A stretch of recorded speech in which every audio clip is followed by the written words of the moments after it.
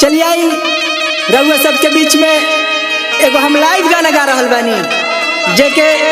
हमार बड़ भैया हरेंद्र यादव जी गायक एवं राइटर दोनों बाड़े लिखले बाड़े हुए के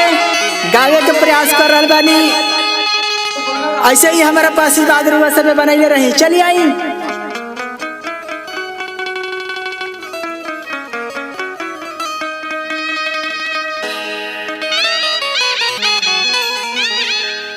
मारी मारी देहिया के कोयले बागा जानवा मोरता जानवा, मारी मारी देहिया के कोयले बागा जानवा मोरता जानवा, मोरसा जानवा खीसी खात नहीं के खाना मोरता जानवा, खीसी खात नहीं के खाना मोरता जानवा, मारी मारी देहिया के कोयले बा सखी मुर्गा जानवा, मारी मारी देहिया के कोयले बा सखी मुर्गा जानवा, मोरसा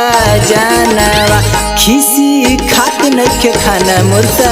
जानवा, खीसी खात नहीं के खाना मोरसा जानवा। चलो बड़ भैया हरेंद्र यादव इतना बन लिखले गाना के मत कही गदगद बानी भैया। ऐसे ही हमारा ऊपर आशीर्वाद बनैले रही, लिखत रही, हम गावत रही,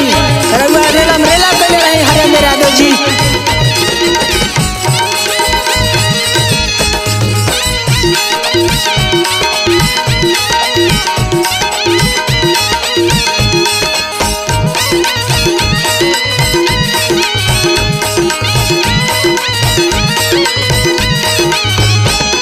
चली बड़ भैया प्रीतम जी म्यूजिक बजा रहल बाने और हरेंद्र यादव के गाना लिखल हम गा रहल बानी। ऐसे ही हमारा ऊपर आशीर्वाद बनैले रही। आई सुनी औरत का कह दिया फिर भैया, तनी तनी बात पर जाल खिसियाई, दर्द के मारे खाई मेडिकल के दवाई,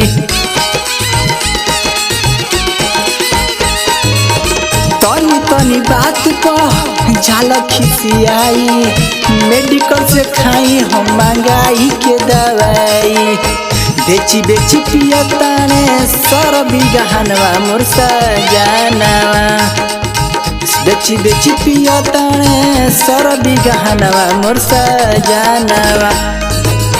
बेची बेची पियताने सर बिगहनवा मुरसा जानवा, मुरसा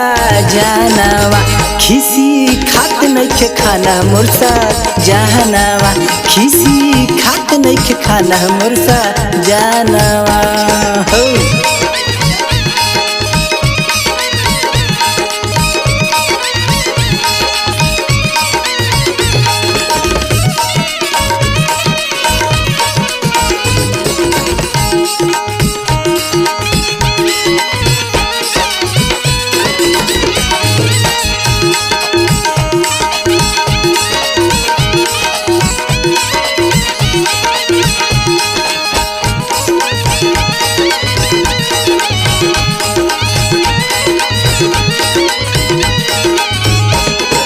चली आई फिर औरत का कहतिया सुनी,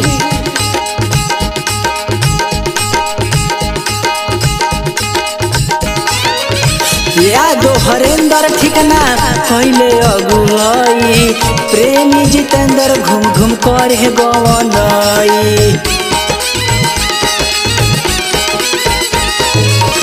प्रीतम मोरिया ठिकाना कैले अगुआई, प्रेमी जितेंद्र घूम घूम कर गवनई, एक मन करे खाई किन के जहरवा मोरसा जानवा, एक मन करे खाई किन के जहरवा मोरसा जानवा, मोरसा जानवा खीसी खात नहीं के खाना मोरसा जानवा, खीसी